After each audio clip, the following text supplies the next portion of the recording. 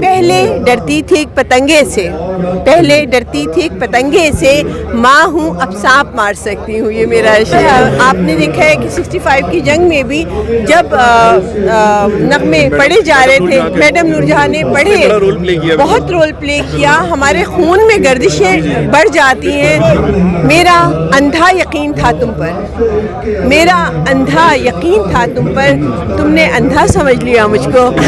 دونوں بالکل جھوٹے تھے، دونوں بالکل جھوٹے تھے، دونوں اب تک زندہ ہیں۔ مائی نیم از سبین سیف، اور میرا ایک نمائندہ شعر ہے جو پوری دنیا کے لیے ایک مثال بنا ہوا ہے، ابھی مہیش بھٹ نے بھی لگایا تھا کہ پہلے ڈرتی تھی ایک پتنگے سے، پہلے ڈرتی تھی ایک پتنگے سے، ماں ہوں اب سانپ مار سکتی ہوں، یہ میرا شعر ہے۔ بات یہ ہے کہ اس دور میں جہاں سب کو اپنی اپنی پڑھی ہے، احمد شاہ صاحب نے سب سے پہلے تو اس ادارے کو اس قابل کیا کہ یہاں آ کے ہم فخر محسوس کرتے ہیں جہاں پہ دھول مٹی اڑ رہی تھی، اور ماشاءاللہ آج وہ ایسا لگ رہا ہے کہ پوری دنیا میں ایسا پروگرام جیسے احمد شاہ صاحب نے کیا ہے، اردو کانفرنس کا یہ مشاعرہ اور یہ پروگرام، اور ان کی طبیعت بھی ٹھیک نہیں ہے، میں کہتی ہوں یہ ایک آدمی نہیں کر سکتا، کم سے کم 8 جن کر سکتے ہیں یہ کام۔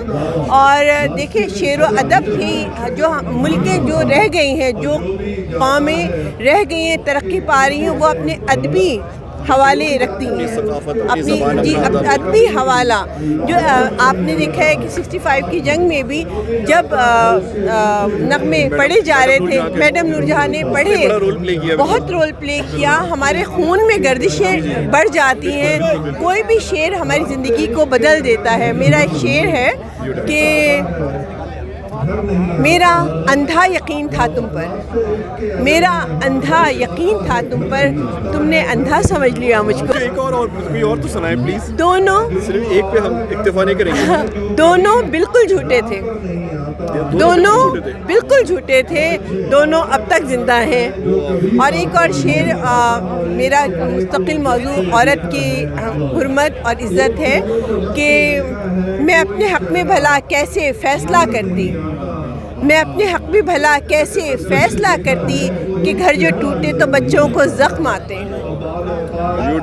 کہ عورت کا مقام جو ہے نا، میں اس کو اس کی باؤنڈریز بتانا چاہتی ہوں اپنی شاعری میں، اپنے اشعار میں۔ اور آپ یقین کریں کہ بہت میرے پاس کالز وغیرہ آتی ہیں، اور بہت سارے گھر میں نے بچائے بھی ہیں اپنی شاعری سے، کیونکہ بچائے بھی ہیں، کیونکہ ایک گھر ٹوٹنے سے پوری ایک نسل، بچے جو آج کل جو فرسٹریشن ہوتے ہیں، اونچی آوازیں جو ہے نا، اونچی آوازیں یہ گھر کو مسمار کر دیتی ہیں۔